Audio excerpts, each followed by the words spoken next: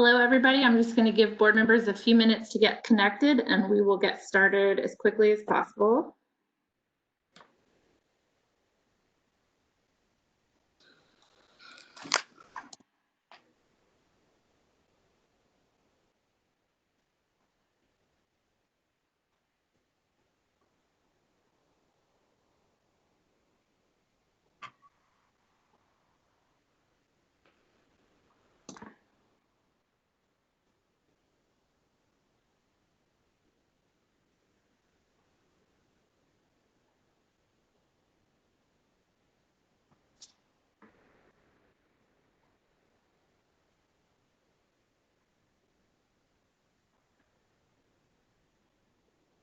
Okay, we have Dr. Felder, Ms. Moore,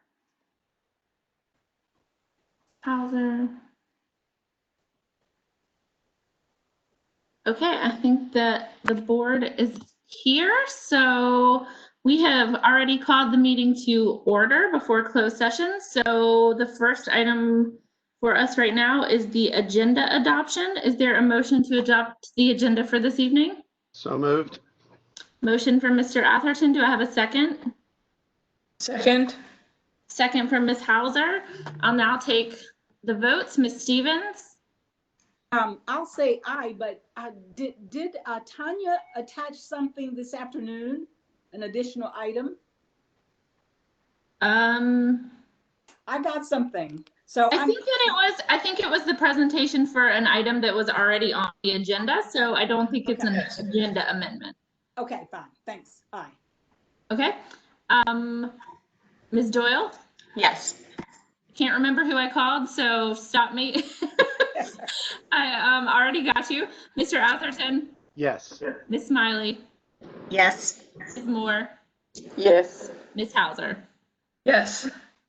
Okay, so we have our agenda. The first item is the authorization to approve necessary actions over summer break, and I will turn this over to Dr. Felder. Why, thank you, Mrs. McKenzie, and good evening again, everyone. So this is a request to give me permission to approve purchases and hiring until the next board meeting on July 20th. This, I understand, is an annual, or particularly over the summer, necessary request, given the fact that the board meetings are not as regular as they are throughout the school year. As you know, there's a lot going on. So it is a request for authorization to make those approvals until the next board meeting. And board members, I'm sorry. Oh, go ahead, Ms. Stevenson. The agenda item says until the regular meeting in August, but I think that's because you usually don't have another meeting in July, but Dr. Felder and I talked and agreed that it would be just until the next meeting. Right, right. Great. Is there any discussion or questions before we vote on this? All right, Madam Chair, I move the approval of the superintendent's request. Second. I have a motion from Ms. Stevens and a second from Ms. Smiley. Ms. Doyle? Yes. Mr. Atherton? Yes. Ms. Smiley? Yes. Ms. Stevens? Yes. Ms. Moore? Yes. And I vote yes as well. The motion passes unanimously. Hillary, I'm just going to ask also.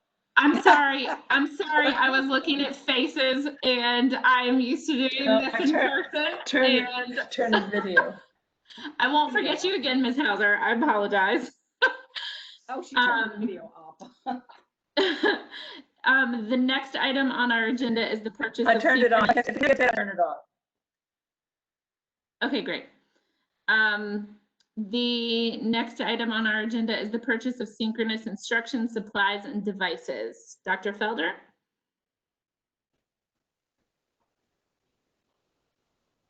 On this item, Mr. Jones, Todd Jones, and Mrs. Rath will present. Wonderful, thank you.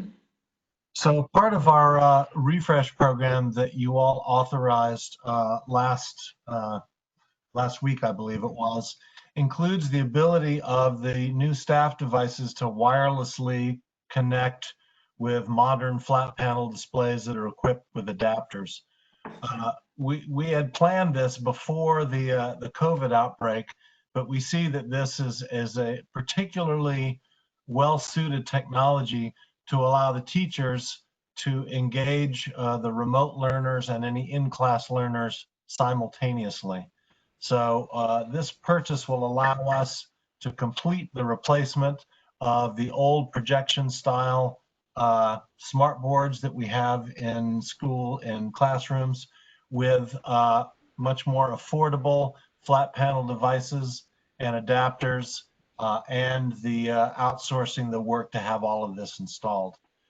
We've done already about 200 classrooms over the past 2 summers, so we have some familiarity about how this technology could work and how to proceed with the installation process. We're now in the process of getting bids and costs from the various firms and vendors that would be supplying this equipment. We don't have an exact price yet, although based on what we've done in the past, we've got a fairly good indication that we can do it. The costs that are mentioned under the financial impact. So with that, I'll open it up to any questions. Mr. Atherton, followed by Ms. Smiley. So just a couple of quick clarity questions, I guess. So one, that we will remove all smart boards, so there will be no smart boards. They'll just be the flat panels with the mirroring capability. That will be the plan, and we will retain the smart boards, or at least some of them, so that if we do have a need for them later, we can redeploy them. But as you can imagine, the maintenance costs and the reliability of that equipment that's now 10 years old has been really prohibitive over time. Thank you. The second question I have is on the remote learning, and this may not be a direct question for you, but I've seen a lot of questions about the cameras that would be used for live streaming. And I know part of the description was you would have the tablet, or the teacher could have the tablet in their hands and use it, that would be mirrored on the panel, if you will, or flat panel. Is part of this thought on the remote learning that they would stream from the camera on their device, or there would be a separate camera in the room? The way we've got it working now is they would stream from the camera on their device. If we looked at the other options of having a separate camera, that would greatly increase the price of what we're looking at, and I worry that it would increase some of the complexity. Although this investment will not eliminate that possible approach going forward. Okay, yeah, I just know there's a lot of privacy concerns. I was just curious on the approach. Thank you. So I know there's more work to be on it, so I'm not going to go ask the 3rd and 4th level on this. So thank you. Sure. I also wanted to mention that it may well be that the teachers are going to be projecting not all the time from the camera, but from different learning materials that they have on their device. So there'll be a lot of flexibility in how they utilize this technology. Right, they could shutter the camera too, right? Correct. There are sliders that obscure the physical sliders that obscure the cameras on both the teaching devices and the student devices. Perfect. Thank you so much. Ms. Smiley. I was curious what the expected lifespan is on the flat panels. I think it's 50,000 hours, and the price of these, we're using consumer grade flat panels. They typically go between $400 and $500 a unit. So we're anticipating these will likely last 10 years, particularly if people are vigilant about turning them off at the end of the school day, which will greatly expand the lifespan of them. Thank you. Ms. Hauser. Just a simple question. In the materials, it says that the investment will all but eliminate ongoing projector maintenance costs. And I wonder if there's a number, or is that just, is there a rough idea, or is it just something it's a problem that goes away? I think this last year was somewhere between $50,000 and $80,000 on projector replacements and bulb repairs. I can get a more refined number if you need, but it's not insignificant. Okay, no need, just was curious. Any other questions? I have one for Dr. Felder and possibly Ms. Dawson or Dr. Dawson. So I've gotten a lot of feedback this week from teachers being concerned about synchronous learning and exactly how that will work. And I'm kind of relieved to know that this is a purchase that the district was interested in doing regardless. And I'm just, before we finalize plans, are we going to be requesting teacher input about how that sort of synchronous learning would work for them? Yes, we will not only get their input, but also provide professional development to support them in that effort. Thank you. Anyone else before we take a motion? Okay, well, I will just ask for a motion to approve this purchase. So moved, Madam Chair. Second. We have a motion from Ms. Stevens and a second from Mr. Atherton. Ms. Hauser? Yes. Ms. Doyle?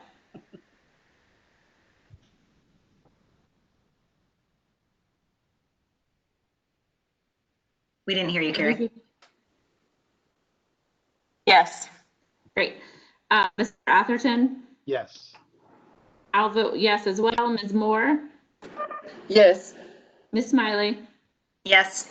Ms. Stevens? Yes.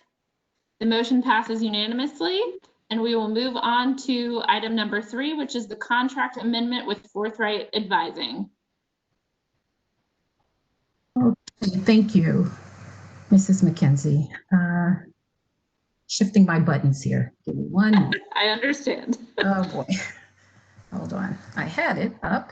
1 minute. All right, there we go. All right. So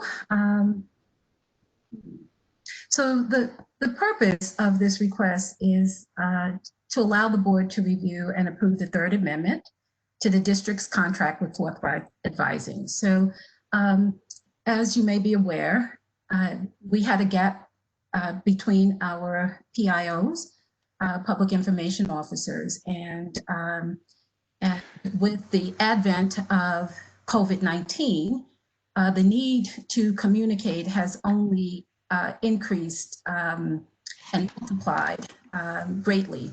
And so initially, the request was for Forthright to support us just to hold down the fort in between those positions while we were hiring. And then March 16th came along, and with that, sent our need to communicate to a much, much higher level. So while we have a new PIO on board, the amount of communications that are needed now and throughout this dispensation of time in COVID-19, cannot imagine it lessening. And that communication includes messages to staff, to families, it's communications through the website, social media, Connect Ed messages, etc. And so this request would be the third addendum to cover increases in fees and consultations with Forthright. The financial impact is would be for the total contract, which value would be at $95,000. So the request is for the board to approve this contract, which would give us additional support to address the many communications needs that we have in the district and necessary needs around communication. Thank you, Dr. Felder. I can certainly say that as the board chair, I will echo that we are absolutely in need of as much support around communications as possible. I know that you agree, Dr. Felder, that we want families to feel like they understand what's going on and feel secure in what the district is doing and the work that's being done. And we recognize the need to put support around these efforts. So with that, is there anyone on the board who has Ms. Doyle? Thank you. I would just like a little bit better understanding of the type of support, the type of expertise they provide, just out of curiosity. Sure. Hold on. Okay, yeah, so a good question there. So the support they provide is with crafting messages for us. So we meet and talk about what the needs are, the various stakeholders we need to communicate with, what we want to communicate. And so they either are drafting for us, sometimes we're drafting. I certainly draft communications and just need them to weigh in on the communication. They support us, yeah, and so that's largely the way that they have been supporting us. They have supported us with communications in terms of connect-ed messages. They've supported us with social media communications. They give us feedback. They have supported us with planning and laying out a communications plan. They have been instrumental with that support. When I first came on board and inquired of the interim superintendent, where is the support around communications? He said it was him. And I said, oh, okay, well, and that's great. And certainly, I know how to write and can do that, but the amount of communicating we need to do, and it's necessary, it's important that we do that. We've gotten great feedback on the communications that and the amount of communicating that we've done, the fact that we've increased our communications in Spanish has been noted and helpful. That part is internal, but we have to give the people who are staff who are translating the material. So they really help us with planning and drafting and crafting messaging. Mr. Atherton? Yeah, I just had one quick question. So has the attorney reviewed this contract? The reason I asked is there's statement 3 says all the terms of prior agreements remain in full force and effect until time such as amendment expires or until other. And I didn't know if what prior agreements were, if they were included and if they were reviewed. That's. Yes. Absolutely. Okay.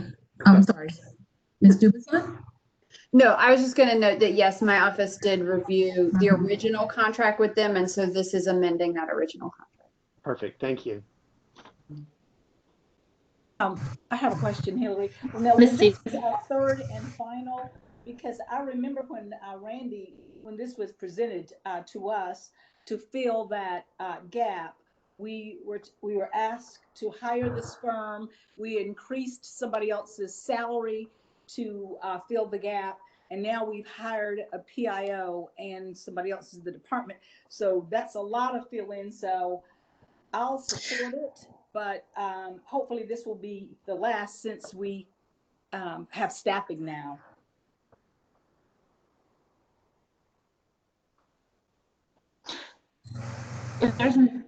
Is there any other discussion from the board?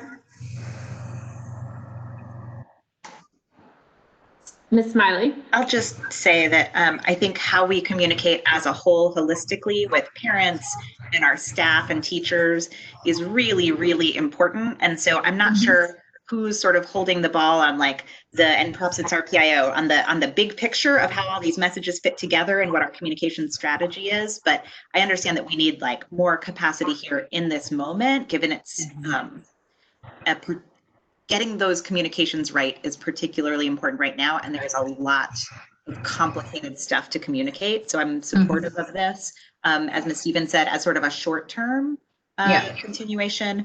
But I'm also just noting, I do think there's, when we go message to message to message, there's like a loss of coherence. So my hope is that part of what someone is doing here is sort of the coherence of the whole thing for people in the arc. Right. Well, I will entertain a motion to approve the contract amendment with Forthright Advertising. So moved. Motion from Ms. Hauser, Second. second from Ms. Smiley. Ms. Stevens. Ms. Stevens? Did I? Yes. I'm on. Thank you. Ms. Smiley? Ms. Smiley? Did I miss you all? Goodness, yes. Okay. Ms. Moore? Yes. Thank you. I vote yes. Ms. Hauser? Yes. Ms. Doyle? Yes. And Mr. Atherton? Yes. Motion passes unanimously. We'll move on to item number 4, our virtual academy budget increase for unlimited K-5 enrollment. All right, so at this time, Dr. Dawson, Deputy Superintendent, will present. Thank you, Dr. Felder and Dr. Dawson. Thank you, Dr. Felder. Good evening, Chairwoman McKenzie, our Vice Chair, Stevens, and to the board. Thank you so much for this opportunity. It's been a quick turnaround from the last meeting that we had. And with the request for unlimited seats to our K through 5 virtual seat offerings, we were able to negotiate a new contract. And the first number that we have for you for initially it was for 1,000 K-5 seats. We've now increased that to 3,400 K-5 seats. And this is inclusive of our unlimited 6 through 12 seats, our supplemental resources, and our teacher professional development as previously shared. And we now have a new quote of $435,257, which would then essentially allow every single one of our students in Orange County schools to have a virtual option should they choose. And I do want to share, Dr. Felder, and for me to share the other option, because I think there is an opportunity here for additional savings, but I did want to be upfront that this would only offer 3,115 K through 5 seats, which would be short of 119 from our projected enrollment. Because I did ask Edmentum to kind of see what we could do to keep it under that $400,000 mark. And they said that at that price they could offer, but it was for 3,115. But what would happen is for that 119 seats that would be over that, they would only charge us the prorated per student amount of $124, which we were able to negotiate down to that price. And so should we have the full 3,234 students wanting the virtual program, it would only be an additional $14,756 above the $399,917. So in totality, it would be a savings of $20,584 if we went with the 3,115 seats versus the 3,400 seats. But we did go with the 3,400 just in case we wanted seats available for additional families that are currently not enrolled with Orange County Schools that would be interested in joining Orange County Schools for this virtual option. And so that's why we did go with the higher amount. But I did want to, because the last time that I presented to you, I presented the $400,000 amount. I want to bring both options for the board to consider. And should we have any unused seats, because we would be purchasing 3,400 seats, we would carry those over. So it's not like we were paying for something that we were not using. We would carry them over and be able to use them next year.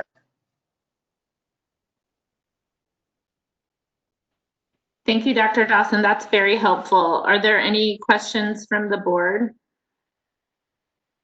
Ms. Doyle? For the carryover, would that be till like the second semester of the school year or next school year? Next school year. Ms. Smiley, and then Mr. Atherton. So hypothetical, let's say we have 500 students sign up. What I'm understanding is we would not be able to just pay for those 500 students. We will have paid for the whole 35, or depending on, over 3,000 seats. Is that accurate? Correct. Of course, we can go back and say we only want 500 seats, but then we have to understand that the per pupil cost would go up. We were able to decrease the per pupil cost because of the quantity of seats that we were purchasing. Mm-hmm. One more question, unless others have them. So if the governor says we're going fully virtual, and we've purchased all of these, would we leverage this in a fully virtual, in option C or plan C or whatever it's called in the governor's model? I think it definitely opens up an option for the district, and I think this is where we would have further conversation with our staff to see what is in the best interest for our students and our teachers. But I think it gives us another option should that happen.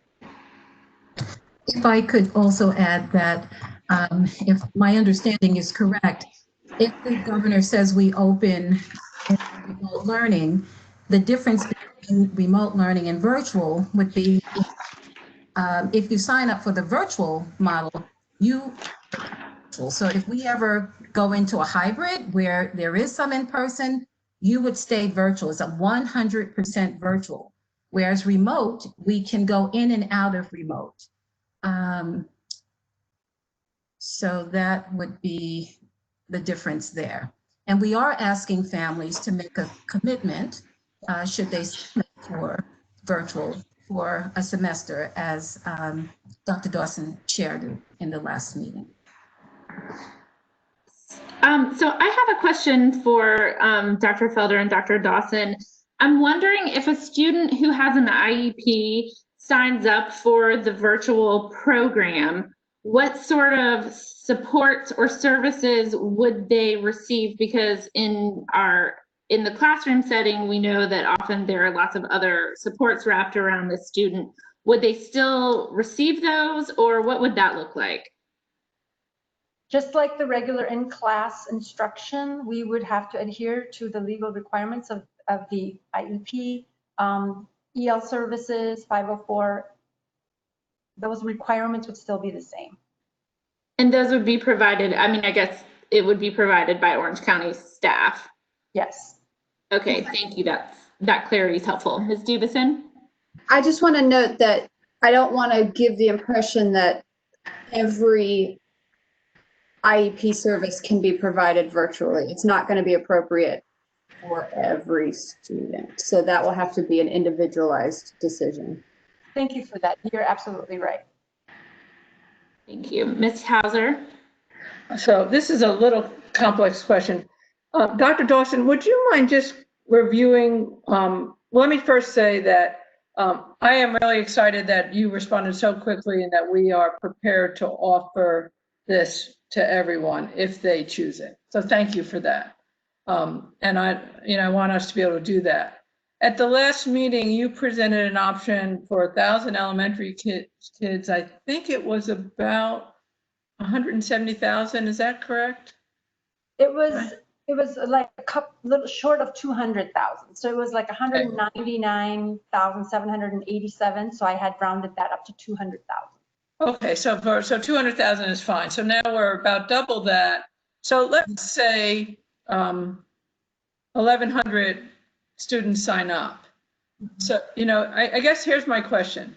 Is if we told Edmentum that we could guarantee them the 1,000 seats, would they give us some leeway to get, and there's one other piece to it. Are there benefits to having Edmonton available for all our students, whether they sign up for remote or not? I'm sorry, virtual or not. So are there features of Edmentum that would be, valuable to all our students at some time? Does this make, do you understand? So could you say that? Could you say that? Well, I guess, one of the things that I think a lot of people are asking is what's the difference between remote and Edmentum? So I think people want to understand the differences. But is it possible, if you're in our hybrid, that there may be some things in Edmentum that we might want to pull over and use and make available to all students? So as shared in the last meeting, there would be elements of the Edmentum curriculum that as we are teaching it and using it, and we see that, you know what, these portions of the curricula are really good and we want to be able to use them beyond Virtual Academy, we could take a look at that as we're developing our own virtual program for the future. But as Dr. Felder has stated, for this current year, the curriculum that our in-school teachers would use is one set of curriculum, and the Virtual Academy is separate curriculums, and they will remain separate. But Edmentum, those course will be available to us as teachers are building our own Orange County school virtual curricula for future. Okay, so for this year, if you're virtual, so it's really the value will be to whoever signs up for the Virtual Academy. Yes. So is there an option for us to say, I'm making this up a little bit, we're going to guarantee 1,000 seats, and then for Edmentum to come back for us to, depending on the enrollment, reset the number, or is it either the 1,000 or the 34, what your 3,115? So is there an option to go in the middle? Dr. Felder, did you want to respond to that? Or? Well, I'm going to let you respond to that, but then I have a comment. Okay. So I just want to share the work that self and our regional representative from Edmentum did with the company of the providers of this curricula to get this price. This was a hard negotiation, and this is a lot lower than they do normally. And this was a hard negotiation that we had to go back and forth because I kept telling them the firm number is 400,000.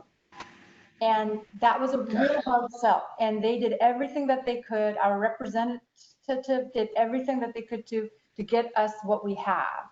So to go back and so essentially, if we're saying to guarantee the 1,000, that is the quote that they gave us.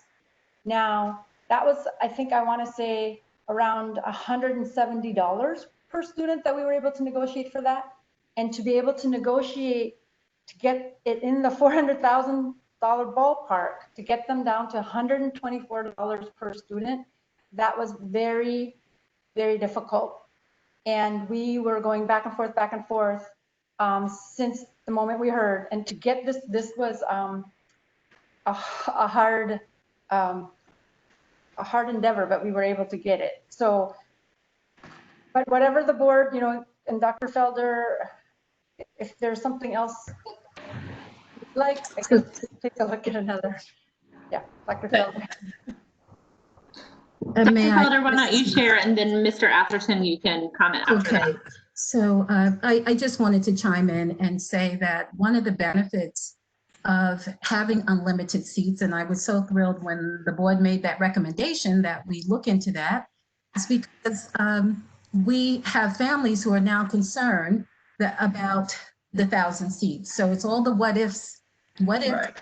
I can't get in, or what's going to happen? So we've gotten email calls around that, and it would just a lot of angst and a lot of worry. And if it will relieve angst, and who knows, if it provides the opportunity and for the students within the district, and perhaps opportunity to attract students, I would recommend that we go with the unlimited. Okay, thank you. Mr. Atherton? Yeah, thank you. I have a few questions. I think there's still some confusion about this. So I'm just going to ask some clarity questions. Um, you know, to say the basics of this, we have the remote learning, which would be the separate curriculum, which is more from Canvas. The virtual would be the curriculum from Edmonton, is how I'm mentally splitting them out from a standpoint of when you're signing up, which one you get. I guess the question I have is Edmonton providing additional applications that go along with the curriculum that people will be able to use that's more in conducive to virtual learning? Because what I worry about is we go out to parents and ask them about this, they may think this is going to be choice boards or just those kind of things that we've done before, or here's these options. Is there more content around the platform, if you will, that's curriculum plus tools that is designed for virtual learning? Great question, Mr. Atherton, and absolutely yes. And I'll let Dr. Dawson give the details of what all comes with this package. So Canvas is our, as you know, our platform, right? So for continuity, regardless of Edmentum or in class, our students and families will access our online courses through Canvas. Edmentum, it's web-based. So once they go onto Canvas and follow it, the links to Edmentum, the classes, the big difference, right, is that Edmentum courses are already designed for a virtual learning environment. What our teachers are doing right now, and why we're saying that we need this extra time, is that our teachers are still in the process of converting what was their in-person curriculum and working to convert that into a virtual platform. And to expect our teachers to have done that for the whole thing before the start of school, that would not be feasible. Another huge difference from spring to now, last spring we had to just do this abrupt, hard pivot. At the same time, we were directed by legislation and NDPI that we could not teach new content, that we could not grade.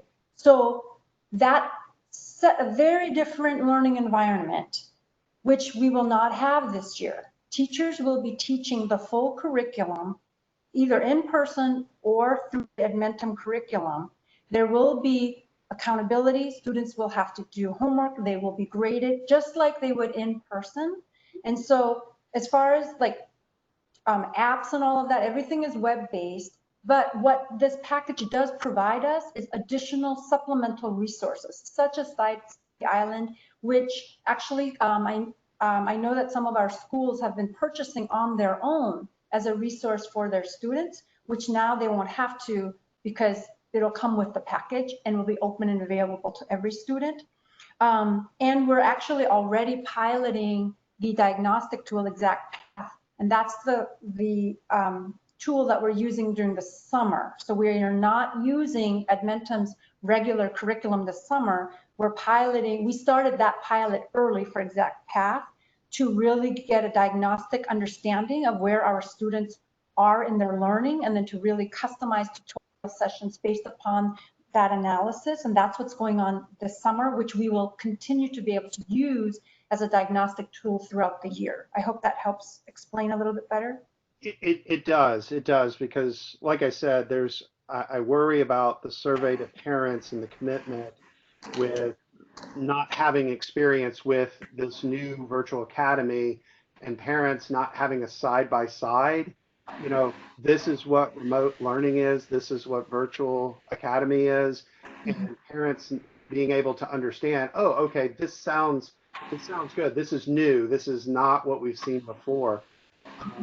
The only other comment I have, or concern I would say, is that I've heard a couple of comments, well, well, it was being asked earlier, talking about approving the unlimited, then finding out how many we need. And I hope what we're going to do is the board would do something to the effect of approve up to unlimited. And then if we find out there's only 500 parents or some smaller number, we're only going to spend the 200,000, not commit to a 400,000. When right now money we have a limited amount of it. But I'm very supportive of this. I just want to make sure that we don't end up purchasing unlimited and then finding out the need isn't that big. But I think anybody that wants this available should, to make sure everybody's comfortable and safe. Thank you. Ms. Doyle, followed by Ms. Smiley. A question, and some of it is based on the answer to Mr. Atherton's. But so, let's say 2,000 students enrolled in Edmonton, and the rest of our students are in the hybrid school and virtual OCS program.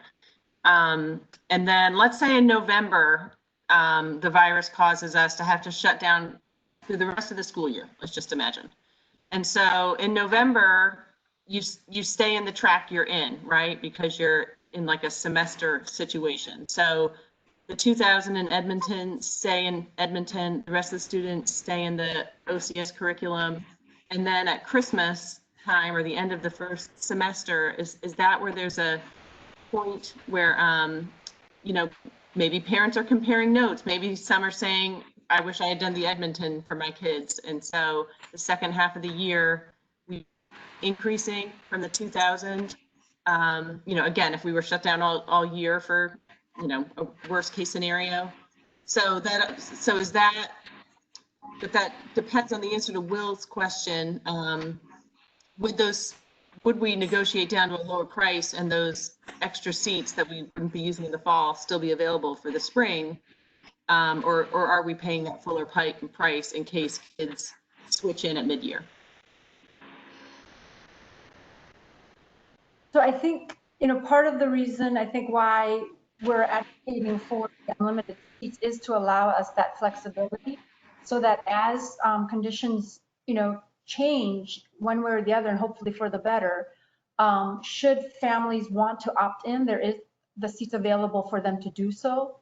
If we're not using all of the seats, it's not like we would be wasting our dollars and purchasing that. We would just carry them over until next year. I think too, we also have to understand that we're working with a business, a company, right? And if, we're agreeing to a contract, then we're agreeing to the contract, and to say midstream to go back and say, okay, you know what, we don't want all of that, we want half of that. Not to say that it's not possible. What I am saying though is that that may impact the overall price for the per pupil. So, I think if that's what was to happen, that we do have to be prepared that the deal that we got, it may not look the same because of the change. Ms. Smiley. Yeah, I appreciate this. And I first of all, I just really appreciate the hard negotiation to get a good price. So thank you for doing that. I think that's really, really important in this budgetary environment. I am thinking about a couple of things. One is I don't want parents to worry about whether there are going to be enough seats. The second one is we are not going to have all of our elementary school students sign up for the virtual academy, right, at the end of the day. And third thing, I'm not sure if we're going to decide to do the virtual academy again next year or not. So the sort of carryover is less important to me in my mind, because I think we'd have to learn a lot about how actually we think it went. So what I'm thinking about is, if we went with the 1,000 seats and 2,000 kids signed up, could we go to them and say, we know we only purchased 1,000 seats. We'd like to purchase another 1,000 at that price of $170 per student, or whatever that original 1,000 was. Mm-hmm. We'd lose the extra savings, right, of having done the whole thing. But if I was calculating, let's say we have 2,000 kids sign up, if we pay the whole $435 or whatever it is right now, that's $217 a student. It's not like 124. You know, it's like the 2,000 kids that sign up, it's over $200 a piece for them. Whereas if we, sorry, this is a lot of math out loud, but like if we do the 1,000 and then 2,000 kids sign up and there's another 1,000 at that same rate, then we end up paying 340,000 altogether, which is less than the 435. So there's, sorry, that was a lot of math and talking, but I think yeah, if you get my drift, like I don't want parents to worry about whether they're gonna have a seat, but I'm not sure that the financial benefits are there for like purchasing one for everybody right now is where I'm sort of. And you're calculating that the 435,000, that dollar amount is not just for the 3,400 K-5, it's also inclusive of our 2,357 high school seats, right? Mm-hmm. So in actuality, it would be for our full enrollment of 7,000 some odd students that this $435,000 would be for. Right. I think the 170, was that just calculated on the elementary school students or on? That was the everyone also? 170.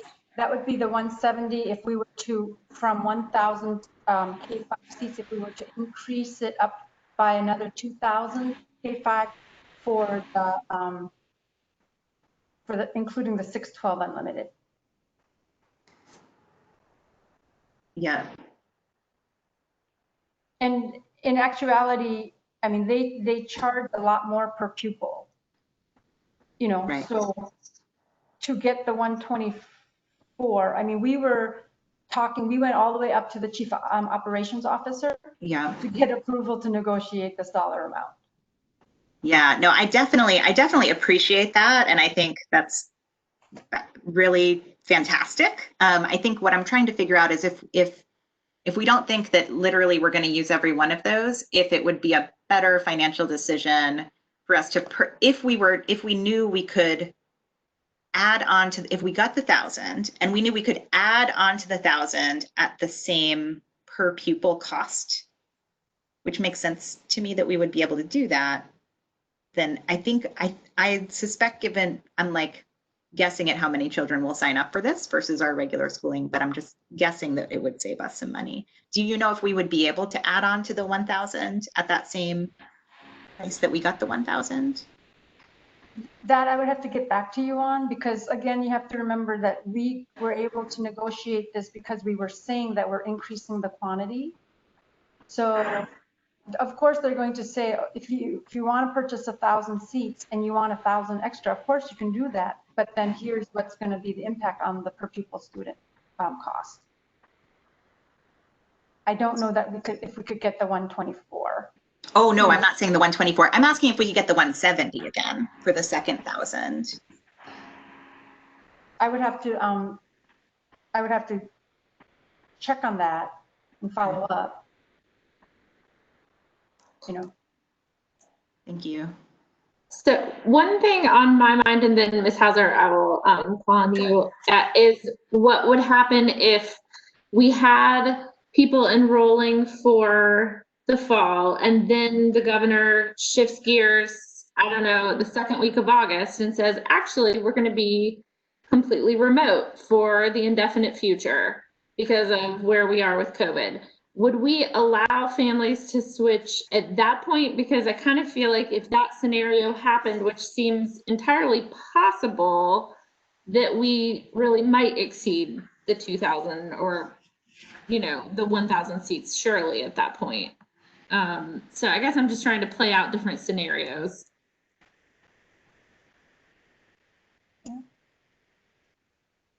I think again, you know, those are things that we can look into once we know which way things go. But again, we can either have the option or not have the option and then try to figure it out once we hear more. So if we have the unlimited seats, that again gives us the option of, as we're trying to figure out, hey, we just received this information, what are the possibilities? And we could say, you know what, Edmentum, that is an option. Even though we were saying virtual academy needs to stay virtual academy, you know, we just don't know which way things are going to go. And if we find out in September that, okay, you know what, numbers are not going down and it's not safe and we do need to go all virtual, it gives us the option to consider when we're trying to look at what's in the best interest of our students and safety. Thank you. Ms. Hauser? So, you know, the kind of overarching theme here is we really don't know how many parents are gonna sign up for Virtual Academy. And over time, conditions may change and more or less might do it. And that's, you know, but, you know, Dr. Dawson, if I'm hearing you correctly, you're saying the way this vendor wants to work with us is they'd like us to make a commitment up front. You know, so, you know, and so that's really the essence of the problem. Is it the other way to look at it, and I'm hearing this a little bit from you, is if we looked at this as we were investing $124 per pupil in a district that spends over $10,000 per pupil to make the virtual academy available, is that an investment that we want to make?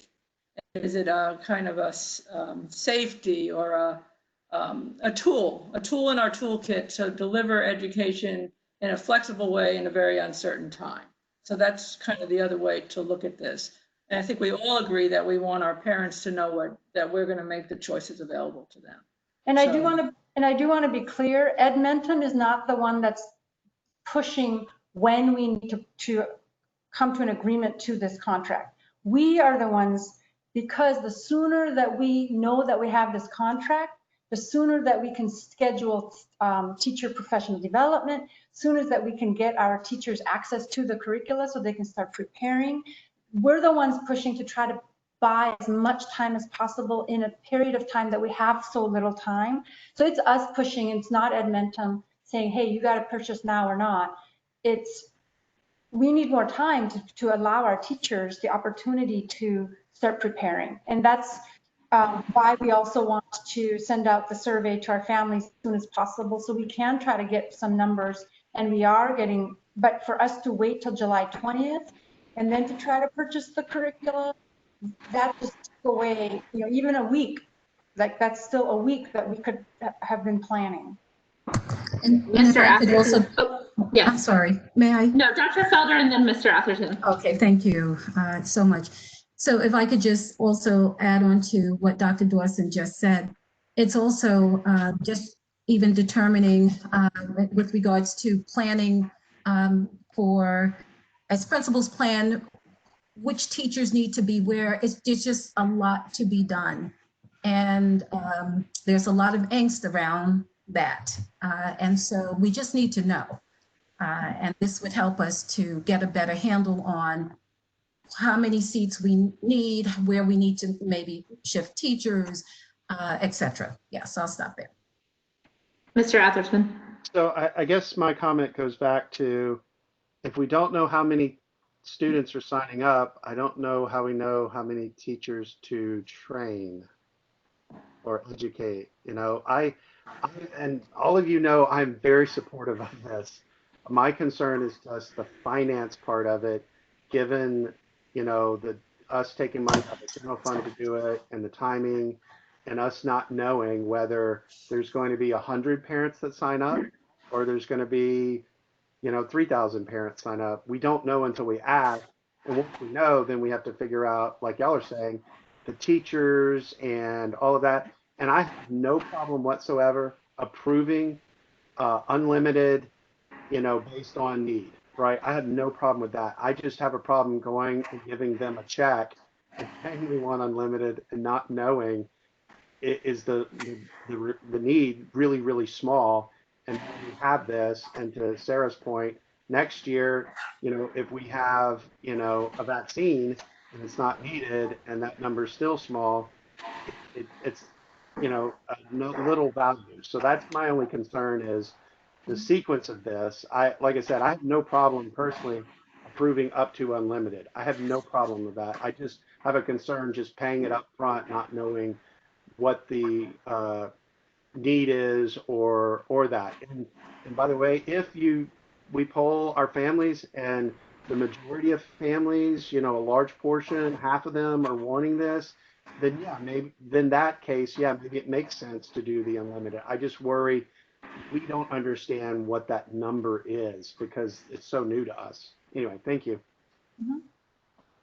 Ms. Doyle? So if we have about 7,400 kids in our district, it's under $60 per student to do this. And so part of me is thinking, what is that comparable to? We do a lot of free breakfast and other things. $60 is a nice backpack. It's a lot less than a laptop.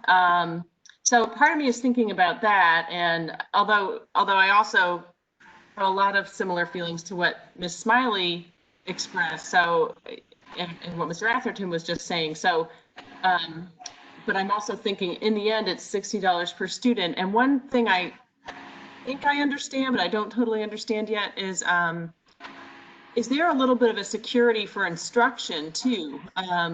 Since we don't know what, how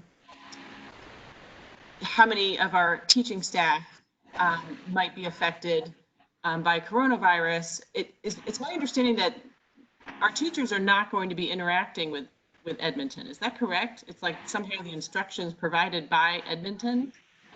Am I not? I don't understand how. Our teachers are operating the Orange County Schools curriculum, so someone else is involved with that interaction. It's not. It's a little bit of a security blanket if we have difficulty maintaining our full staff because of the virus. I guess is that the question that I'm asking. So it would be our Orange County School staff, teachers teaching the virtual academy courses using the Edmonton curriculum. And if we were to use the teachers provided by Edmonton, that is of course a much higher price. And that's when Ms. Rath came back to you very beginning, taking into account that if Edmonton teachers were to teach and all this, that's where the 2.8 million came from. All of the other things that would be involved. And so when using our own staff, that was able to reduce, of course, a lot of the price. Thank you. Ms. Smiley? So if the governor next week says that we are going virtual, we're going Plan C. And if we approved this for everyone, would we use this or would we give parents the option of going virtual academy or our regular school curriculum online, virtual? Part of where I'm going with that is trying to play out how that would work and whether we should wait for the governor's announcement to decide what scale of purchase we should make. Well, I'm just going to throw out there that the parents I'm talking to are really anxious for the security of knowing that their children are going to be able to be in the virtual academy if they choose it. I share the concerns about purchasing seats that we may not use right away, but I think that we're buying ourselves a bit of an insurance policy if we were to approve it now, because we could push communications that any child could have access to this. We could switch gears at any point in the year and put everyone in this program if we felt like somehow that was necessary, or if an entire school came down with a huge outbreak of COVID. I just think it gives us some flexibility in a really challenging time, and I am attracted to that idea at this price point. I think it's a practicality. So that's kind of where I'm at with it personally. Ms. Doyle? Sorry, I have another question, and I don't remember if this was addressed at the retreat, but what are the English language learner accommodations of Edmonton? I don't have the specifics, right, but they do have EL accommodations, they do have PC accommodations, and I want to, yes, and AIG, you know, the different learners that we have, we do have those accommodations.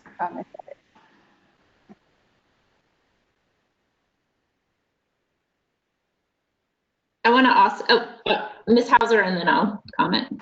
So just, had we gone with Plan A, your original plan, that would have been a $200,000 investment. And if we do Plan B and offer it up to everybody, it's a $400,000 investment. So there's really $200,000. We're talking about a $200,000 difference here.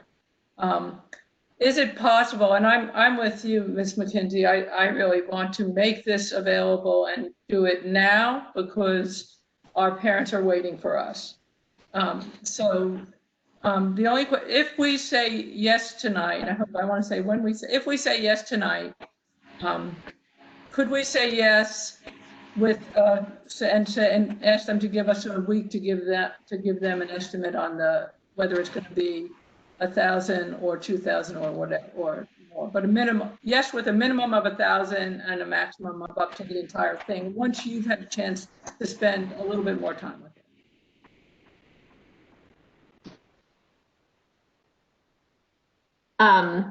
So just the other thing I'll throw out there is the idea that if we have unlimited seats, we can start pushing this marketing out to the community, to charter schools that are not offering virtual academies. We can push it out to private schools that are not offering this for kids that could apply to Orange County schools or have a seat at Orange County schools. So I just think that the opportunities that this opens for us, possibility of capturing kids that we could have in our district and introduce them to how amazing our staff is, could be a wonderful thing. If in the springtime we have homeschoolers who want to play soccer, God willing, we're able to have sports in the spring, we could let them sign up for our virtual academy soccer. We hear that kind of stuff all the time. So I think that we could be creative with the uses for this and get our state funding for those pupils and capitalize on it, even if we don't use it in the way that we originally intend to. So I don't look at it as anything would be wasted. I think that if we are smart about it, we can absolutely use this, especially with the carryover function for next year. So I'm hard for it, but that's just me, and I will open it back up to the board. Could I say something, Madam Yes, Chair? absolutely. I haven't spoken.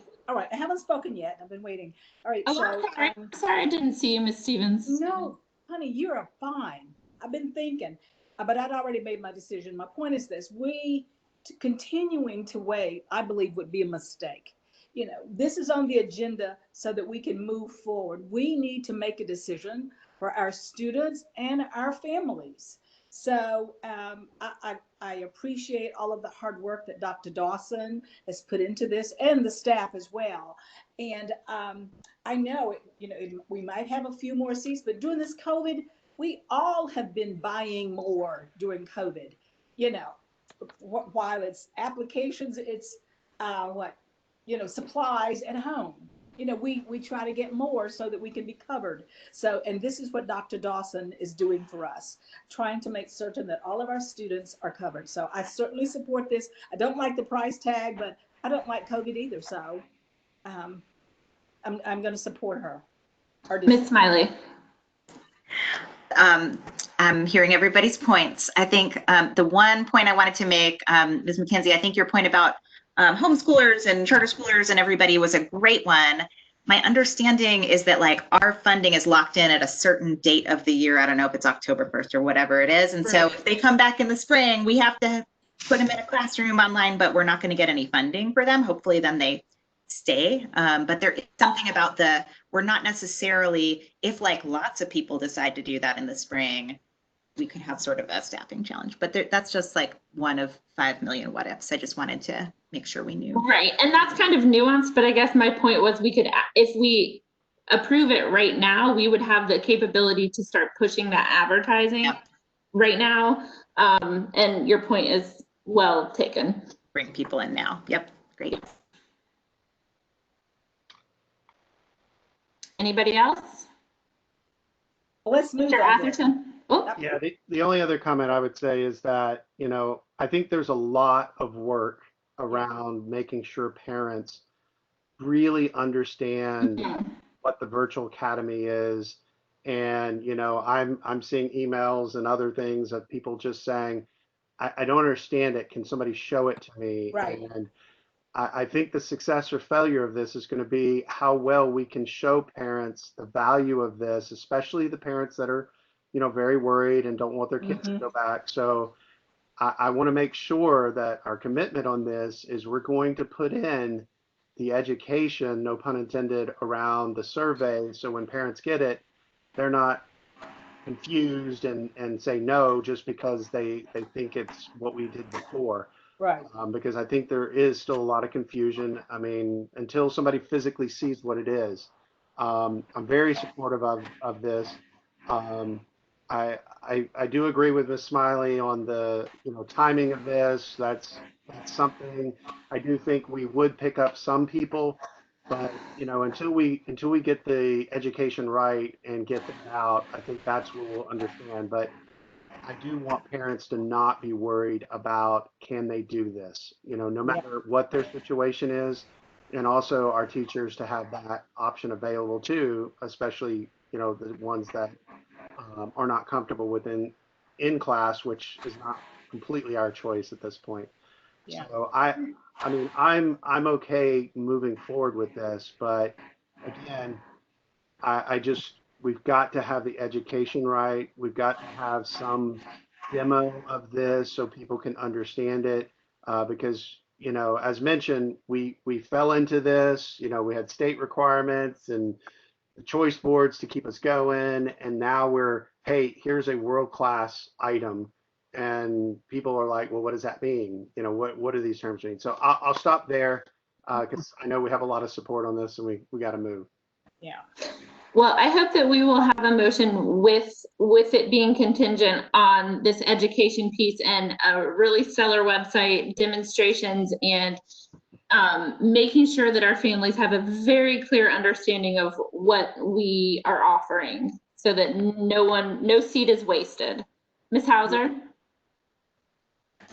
I'm just a little confused on that because doesn't staff need a decision tonight to move, that we're moving forward? And don't our parents need a decision tonight that we're moving this forward? And all those other things can be worked out after, but I think we need a decision that yes, we are offering a virtual academy. Yes, it's this. Absolutely. That was my understanding. I was just saying, if we move forward with that, the board would formally request that a lot of time and energy get put into the communication for parents. Right. Yes. And I'm certain that'll happen. We Me too. hired this company to do all of that. So I'm sure. So I would say at this point, I'll motion that we approve the superintendent's recommendation to appropriate $435. Oh my goodness, a fund balance to pay for the online curriculum for Orange County Schools Virtual Academy. Second. We have a motion from Ms. Stevens and a second from Ms. Hauser. Mr. Atherton? Yes, with the education. Correct. Ms. Doyle? Yes.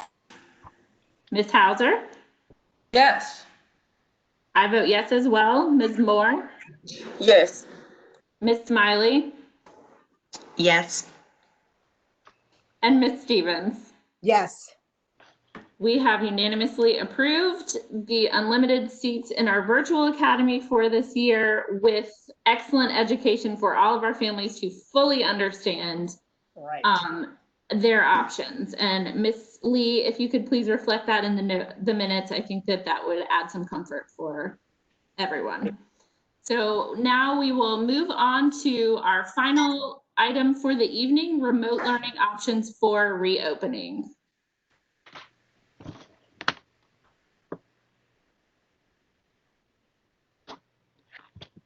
My mic's not on. Okay. So thank you again, Mrs. McKenzie. So 3 days ago, during the board retreat, we revisited the three reopening school plans that all districts must develop and have a viable plan for per NCDPI. I informed the board that the district is currently working on Plan B, which has 6 options, and we reviewed each of those options. I also informed the board that none of the options were ideal. We knew that going in, and that none of the options would work across the board for everyone. I shared how we identified major challenges and needs in the district through surveys, phone calls, listen and learns, emails, and even those trips to Walmart.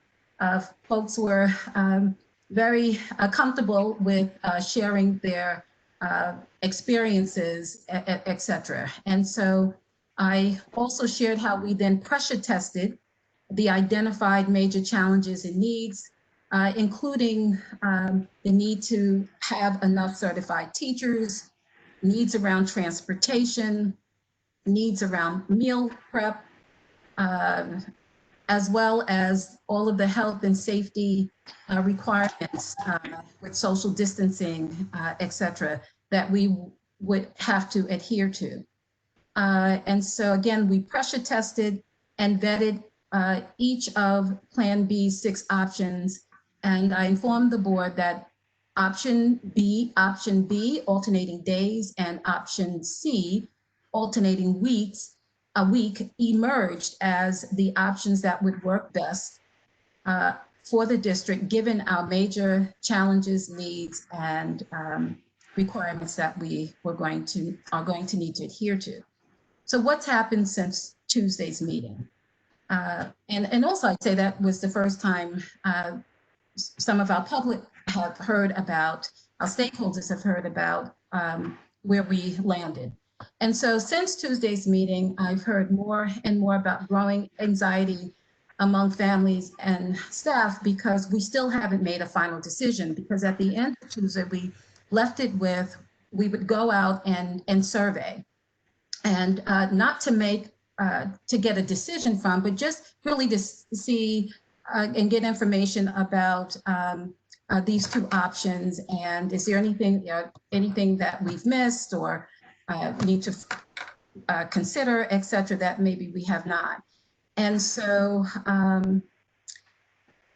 so since then, as I said, I've heard more and more about growing anxiety among families and staff because it is going to further delay us making a final decision on option B.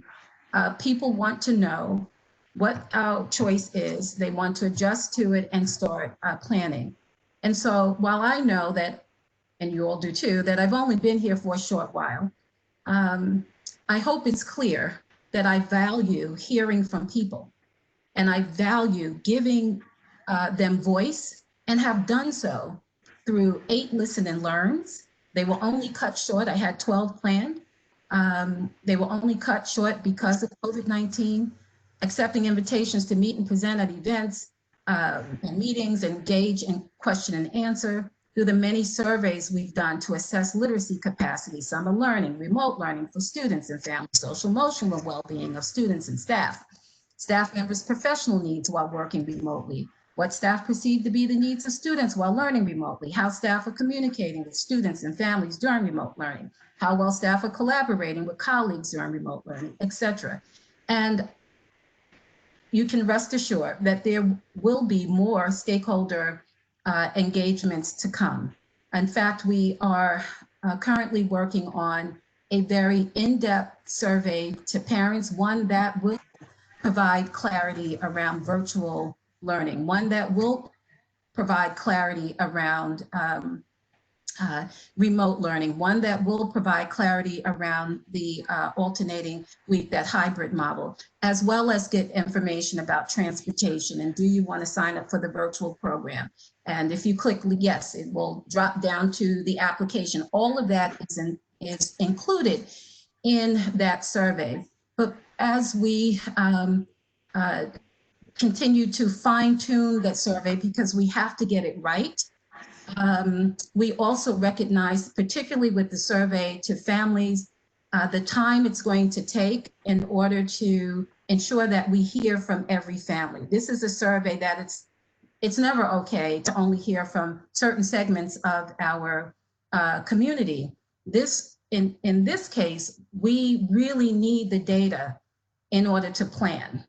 And so it is going to take not only sending it out and notifying families that it's available and why we need them to respond, but we know that we're going to have to put second and third layers on, shake those bushes, beat the pavement, and we're happy to do that. The schools, each school is going to work with us in ensuring that every family responds. And so just to be clear, under normal circumstances, I solicit, I value, and appreciate, and need, and welcome input and feedback and various perspectives.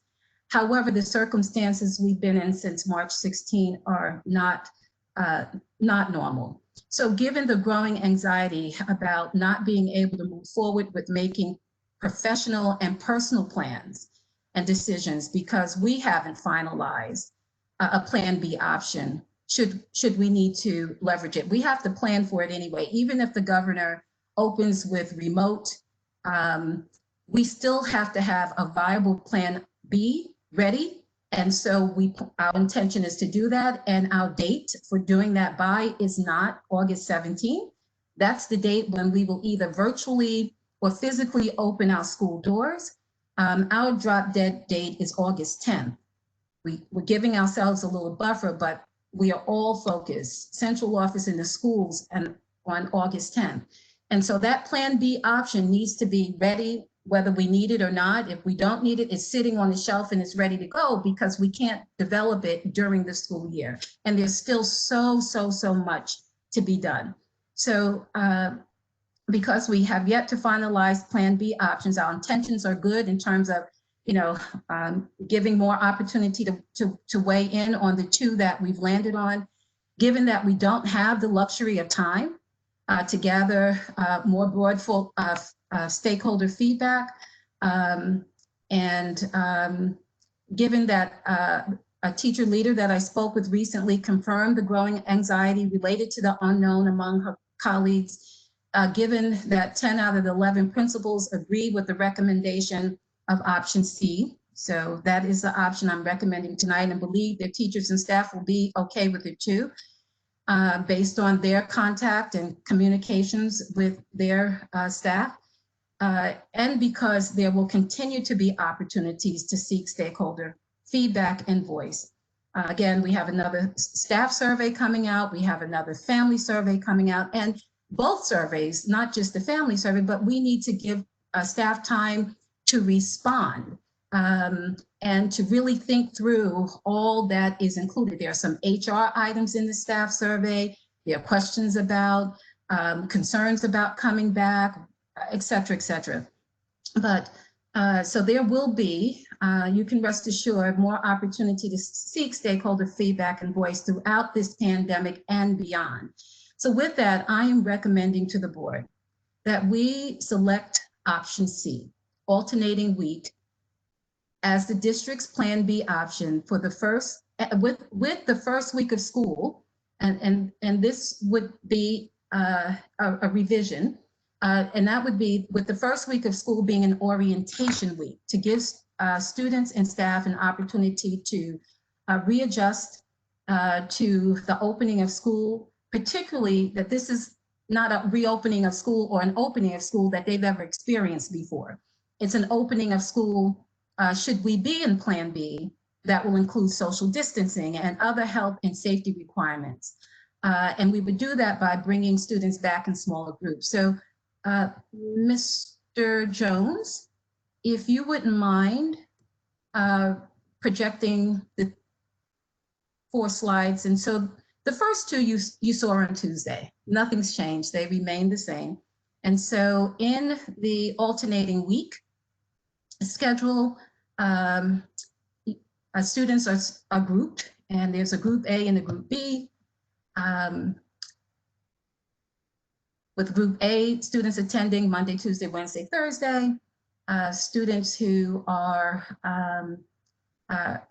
identified as needing additional support would be brought in for a half day on Friday. The deep cleaning would occur and take place Friday evenings into Saturday. I understand that no additional costs through the Bud Group, who we currently have a contract with. And then if you share week 2, that slide that was shared on Tuesday. So if you would switch to the next slide, please, Mr. Jones.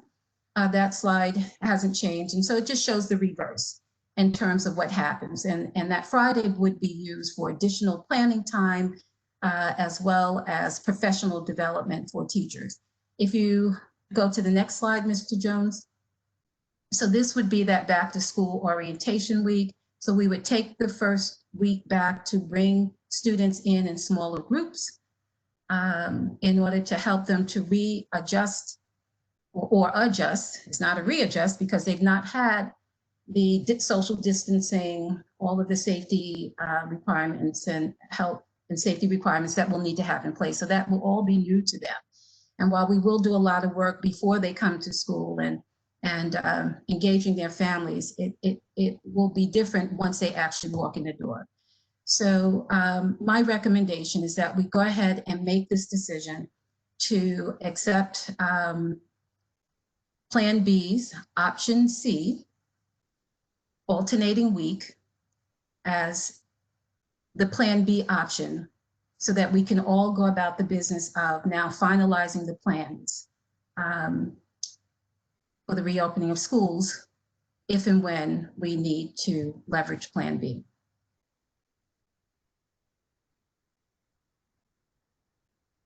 Thank you so much, Dr. Felder. Are there any questions or comments from the board? Mr. Atherton? Yeah, I would just say, first of all, Dr. Felder, I just want to say, yes, we believe, I'll say for me, I know you listen to everyone and we appreciate it, and just how thoughtful you are, willing to talk to people, even on a Friday night at 6:30, right? So I appreciate all you're doing to You remember that. But I just appreciate 2 hours. 2 hours. But anyway, we digress. But I just appreciate it, and I know that you're very thoughtful on it. And I'm fairly confident the board is hearing this as well. That I'm hearing is parents are saying, the parents I've talked to, and others say the same exact thing to me. I don't like any of the options. Pick one so I can plan. Yeah. And teachers have told me as well that the week plan was something that allows them to have time for their curriculum and plan appropriately. So I am definitely in favor with, the option given, we don't have a lot. So thank you, Dr. Felder. Ms. Doyle, and followed by Ms. Stevens. Excuse me, Ms. Smiley. Thank you, Dr. Felder, and I also really appreciate your persevering efforts in communication. I really have so much confidence in your pursuing hearing from the whole community, and I appreciate that so much. And I was impressed on Tuesday with the options that were presented, and I appreciate the staggered orientation that's fleshed out tonight. And I also would definitely prefer the alternating week, because I think from a health and safety standpoint, it allows people who are trying to decide if they have symptoms. It allows that time for one student to be in their given week. It provides 10 days before they're back in the classroom. And I know a friend of mine in Durham just recently has waited a full 7 days for test results from one of the local pharmacies. Wow. So, if you were on, let's say, just a Monday, Tuesday student and had to make a determination about symptoms and get test results by the next Monday, Tuesday, you might not have them. I really like the protection that this provides for preventing virus spread by having the two cohorts more separated. Yeah. I will echo what Ms. Doyle said. I actually reached out to a member of the Orange County Health Board today, And their opinion was very similar, that the alternating weeks gave a slight edge of safety to the spread of COVID. So I think from a health and safety perspective, this makes a lot of sense for us. And I'm so appreciative of all the time and energy everyone has put into coming around to this idea and fleshing out all of the possibilities. Ms. Smiley? Yes. So a few things. First, Dr. Felder, yes, I appreciate seeing your responsiveness to families who email you all the time. And so I know you're very, very welcoming of that feedback. You've been welcoming of my feedback, and I appreciate that. I do think, you know, if we weren't running a mile a minute with a small number of people, it would have been very helpful to have surveyed parents and families about these options. Although I agree that, you know, none of them are good, right? It's all hard. And so this concept of like, let's just pick one and figure out how to make that one work resonates with me. And it's good to hear the feedback that you've gathered from principals and teacher leaders and the folks on the task force. A couple of additional thoughts. One is, this is just clarification for the public. If this is the first of these meetings that you are dialing into, we are not saying we are definitely doing Plan B with the alternating weeks, because the governor still needs to decide, are we going to do that, or are we going to do fully virtual? And then I think we also need to decide which of those things we will do, because we theoretically have an opportunity to do something more restrictive than the governor, but not less restrictive. So that's a clarification about, we're not saying we're definitely going to do this. We're just being prepared, and this is the version of it that we'll do. When we're talking about the feedback going forward, I think what I would urge, what I would hope, is that it's even more than feedback, that it's active involvement of teachers and students and parents in figuring out how to make it all work. So there's an endless list of challenges and details to figure out how would X work. And so I think directly involving teachers in a lot of those decisions, how would we make this instructional model work? Even beyond the task force and sort of the teacher representatives that are there, to the much broader teacher population. I know I have emailed you about that, Dr. Felder. I just wanted to say it out loud. Yep. For everyone. And then I guess my last thing is I like the idea of this orientation week very much. I think it would be also helpful. I think this was in Chapel Hill's plan, maybe, that they're like gradually bringing back grade levels. And I don't know if that's something we've considered, but to me, one of the big advantages of that is, you know, at the start of the school year, the buses are, I mean, God bless the transportation department, but like everybody's learning the new bus routes. There's all these delays. It's very challenging, everything on the road. And if we did sort of a more staggered, you know, bring back K-5 the second week, you know, and then build in the middle schools in the third week and build in the high schools in the fourth week or something like that, it gives us a chance to sort of work through things like transportation challenges on a staggered basis, as opposed to, you know, in week 2, we're all in, the whole system is online and come into the buildings. And I think there's some potential there. And I'm wondering if that's something that you've considered or thinking about at all. So I am certainly aware of those options, and no, honestly, we have not really thought through what that might look like for us. We are, you know, confident that, especially with our orientation week built in, that we would be able to, you know, start having our student, if and only if, again, that this option needs to be enacted, that we just go full throttle with this option. Yeah, so we're comfortable. Oh, sorry, Dr. Felder. I just wanted to follow what you were saying. This might be helpful to you, Ms. Smiley. I spoke with Mr. Abley, who is the Deputy Superintendent in Chapel Hill Carborough, which many of us board members are familiar with because he used to be the operations officer here. Right. What he told me this morning was that the biggest pushback from parents and teachers were delaying the middle school and high schools starting school. So that may be, if it is something that Dr. Felder ultimately decides to think about, that may be a point for us to consider a lot of stakeholder feedback before we were to roll out. That's helpful that they've already gone down that path. Yes. Thanks. Thought that might be useful for you. Is there, oh, Ms. Hauser?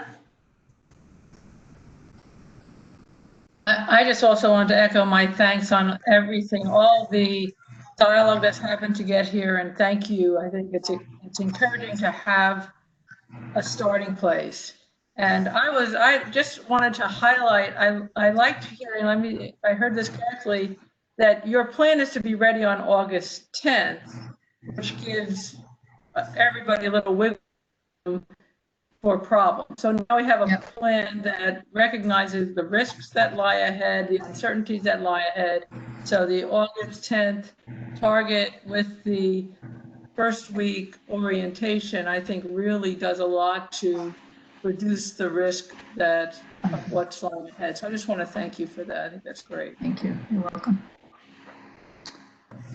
Is there any other discussion from the board? Well, I did want to chime in and say, Dr. Felder, I appreciate how responsive you are to the parents and the school board members, and it's very timely. That is key. It's one thing to respond quickly, it's another thing to respond like a month later. So you are you have timely responses, and I appreciate it. And regarding our options, I know there's no perfect option, but we're doing the best that we can, and thank you very much for that. Thank you. So the other thing I wanted to request, Dr. Felder, is if we are to approve this plan tonight, would it be possible for staff to share these slides with families via email or social media and just say we're going to wrap more communication around this, but the board approved this this framework for the plan ahead? Absolutely. Yep, Thank you so much. absolutely. Is there a motion from the board? Oh my gosh, I move that we accept Dr. Felder's recommendation of Plan B option C. Second? I have a motion from Ms. Stevens and a second from Ms. Smiley. Mr. Atherton? Approve. Ms. Doyle? Yes. Ms. Hauser? Yes. Ms. Moore? Yes. Yes. Ms. Smiley? Yes. Ms. Stevens? Yes. And I vote yes as well. We have a unanimous approval of this motion and the framework for a plan moving ahead. Families can look for some communication from staff coming out very soon. Is there any other discussion or comment before we move for adjournment? Well, I just want to add my thanks to all of the staff, all of the board, all of the families, teachers. I know that everyone is working overtime right now. There is so much love and good energy flowing around all of this, even though it is a most difficult time. And I'm just really grateful and inspired watching everyone work. And I am very appreciative of everyone being here at 7:30 on Friday night so that we can provide some information, communication, security to our families in the district. So bravo to everyone, and I will take a motion for adjournment. Motion to adjourn. I got a motion from Ms. Smiley and Ms. Stevens. Is that a second? Correct. Okay, Ms. Moore? Yes. Ms. Hauser? Yes. Ms. Doyle? Yes. Mr. Atherton? Yes. I vote yes as well. Meeting is adjourned. Thank you, everyone.